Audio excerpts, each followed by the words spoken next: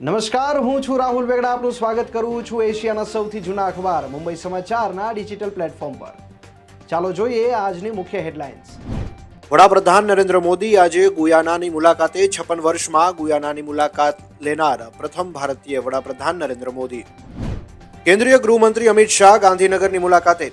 Akhil Bharatiya police વિજ્ઞાન અધિવેશન કાર્યક્રમમાં રક્ષા શક્તિ યુનિવર્સિટી ખાતે તેમની સાથે મુખ્યપ્રધાન ભૂપેન્દ્ર પટેલ પણ હાજર રહ્યા હતા. તિરુપતિ બાલાજી મંદિરમાંથી બિન હિન્દુ કર્મચારીઓને દૂર કરાશે. બોર્ડની બેઠકમાં લેવાયેલા અનેક નિર્ણયો. મહારાષ્ટ્ર શીખ સમુદાયે મહાયુતિને ટેકો આપ્યો. દમદમી ટકસાલના વડાએ જાહેરાત કરી. મહારાષ્ટ્રમાં ભાજપ નેતા વિનોદ તાવડે પર લાગ્યા પૈસાની વહેંચણીના આરોપ. સોશિયલ મીડિયામાં વિડીયો થયો વાયરલ.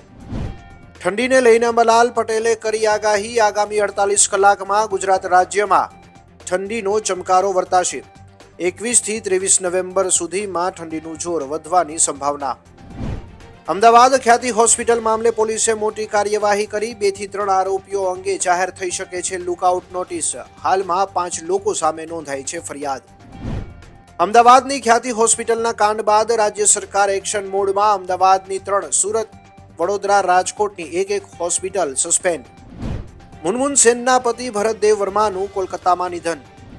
તો આ હતી આજની મુખ્ય હેડલાઇન્સ. વધુ સમાચાર અને મહત્વની અપડેટ્સ માટે જોતા રહો મુંબઈ સમાચારનું ડિજિટલ પ્લેટફોર્મ.